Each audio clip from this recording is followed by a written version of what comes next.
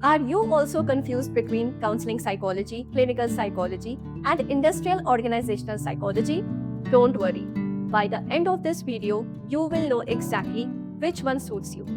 Psychology has so many branches that sometimes students feel lost. But which one should you choose?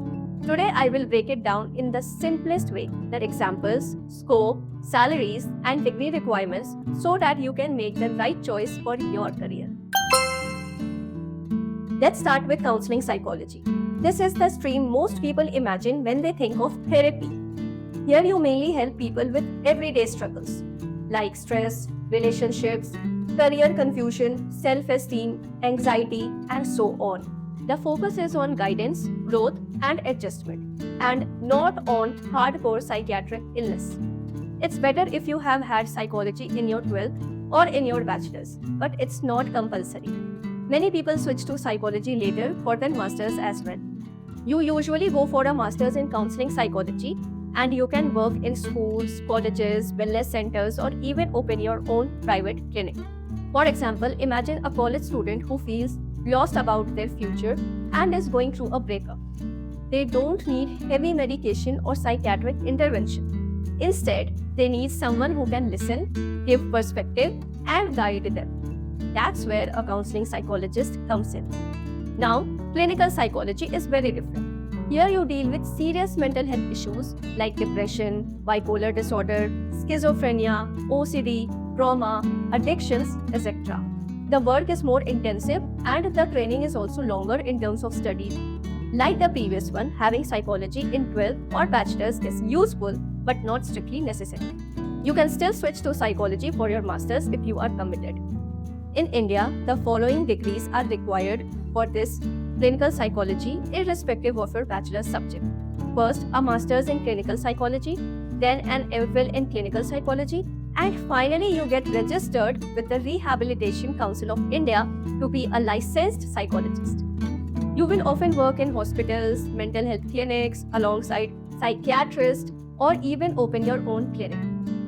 For example, a person who hears voices in their head or struggles with extreme mood swings is not a client for counseling psychologists generally.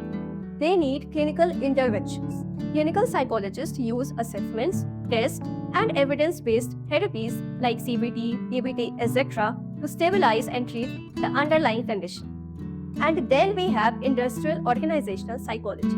This field is not just about therapy, it's about applying psychology to workplaces. These psychologists study employee behavior, motivation, leadership, team conflict, hiring, training, and productivity. As far as degrees are concerned, again, psychology in 12th or bachelor's is helpful but not mandatory. However, to properly enter this field, you usually go for a master's in industrial organizational psychology or a related specialization in HR or business psychology. Career paths include corporate companies, HR departments, consultancy firms, or even research.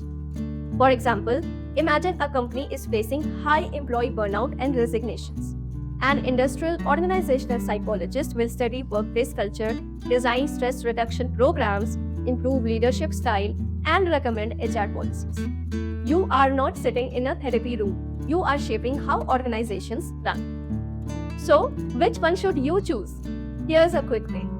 If you enjoy listening, guiding, and supporting people in everyday time, then choose counseling. If you want to work with severe disorders, hospitals, and deep therapy, go for clinical.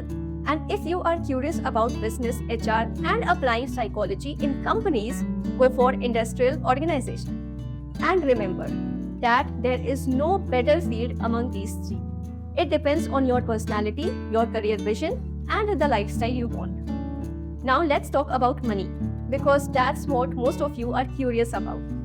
For counseling psychologists, the starting salary is usually around 20 to 35,000 a month. With some years of experience, it goes up to 50 to 1 lakh.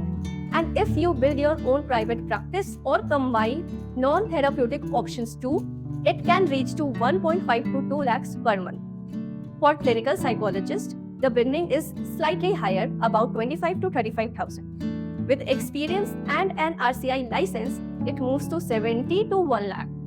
And at senior positions combining training services and private setups, after a few years, it can grow to 2 to 3 lakhs per month. For industrial organizational psychologists, the corporate side pays a little better. You usually start at 30 to 40,000, mid-level goes up to 1 to 1.5 lakhs, and at senior plus global levels, it can reach anywhere between 2 to 4 lakhs per month. But please note that these numbers are not fixed. They can change a lot depending on which city you are in, the organization you join, the skills you have, and even the country's policies. And at times, even a counseling psychologist can earn more than a clinical psychologist, or an organizational psychologist can earn less than a clinical or counseling psychologist. So just focus on understanding your interest areas and building skills likewise. Well, which stream excites you more? Counseling, clinical, or organizational? Tell me in the comments, as I will reply and guide you on the exact degrees and courses further. And if you want, I can make separate detailed videos for each one. In the next video, I will share 5 smart ways to start earning as a psychology student. See you there. Don't forget to like, share, and subscribe. Thank you for joining.